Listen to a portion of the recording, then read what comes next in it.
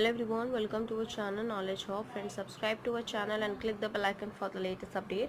आज जो हम डिस्कस करेंगे वो केमिस्ट्री की क्लास 99 करने वाले हैं, जो कि केमिस्ट्री का क्लास है। इससे पहले ऑलरेडी हमने 98 क्लासेस कर लिया है, तो प्लीज़ एक बार जाके गो थ्रू कर लो अगर आपने नहीं एक बार भी देखा है, क्योंकि बहुत सारी ही इंपॉर्टेंट क्लासेस हैं जो कि आपको हेल्पफुल कर रहेगी कहीं ना कहीं से।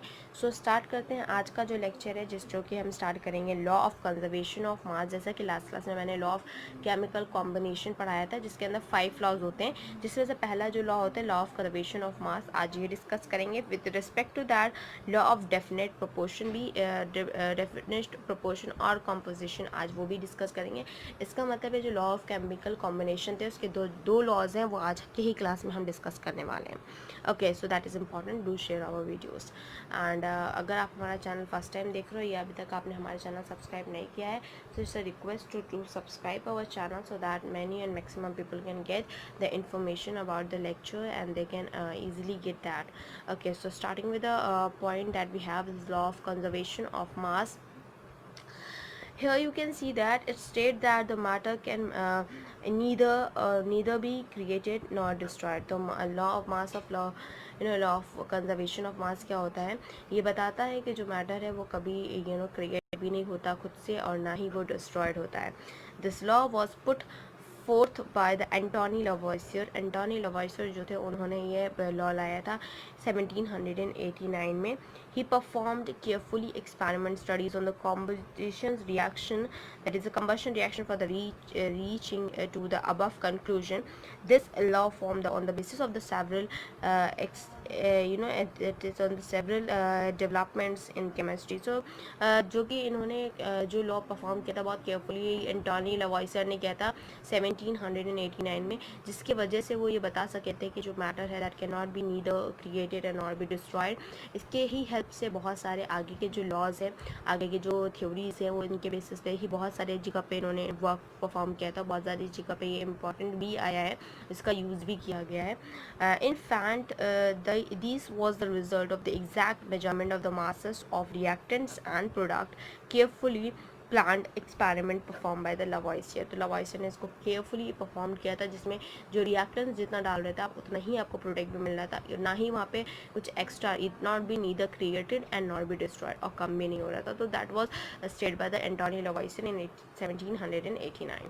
Moving on with that, next law, that is your law of definite proportion and the composition are.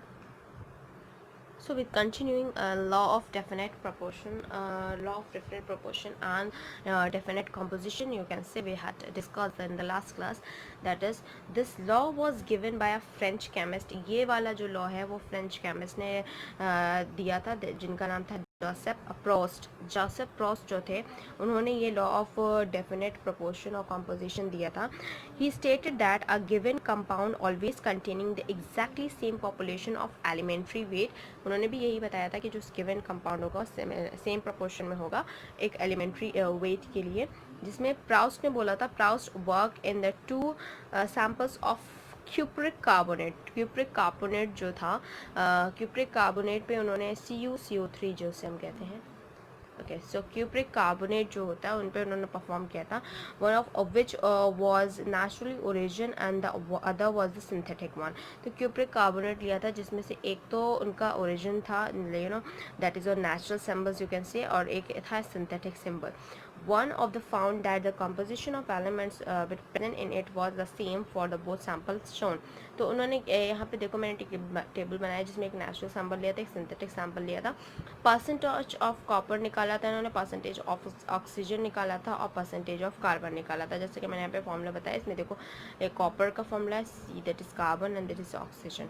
तो उन्होंने परसेंटेज निकाला था। तो नेचुरल सिंबल के लिए जब उन्होंने निकाला तो वो 51.35 निकला।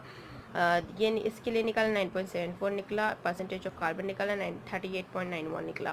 फिर उन्होंने सिंथेटिक सैंपल का लिया, सिंथेटिक सैंपल का कॉपर का परसेंटेज निकाला तो उन्होंने देखा 51.35 as similar to the natural sample.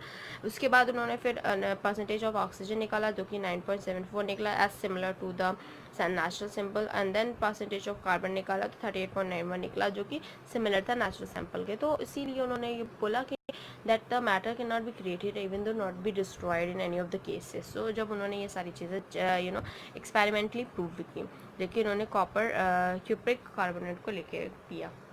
After that, thus irrespective of the source, a given compound always containing the same element in the same proportion। तो अगर जो कोई compound उन्होंने लिया था क्यूप्रिक कार्बोनेट, उसमें उन्होंने बोला कि सारे ही जो एलिमेंट है वो सेम एलिमेंट है, सेम प्रोपोर्शन में ही है। So all that he concluded as that law of definite proportion and definite composition। so all that we had discussed in this class, as well as the law of conservation of mass as well. Thank you, hope you enjoy this video. If you like this video, please give a thumbs up and give a suggestion on the comment box. Thank you.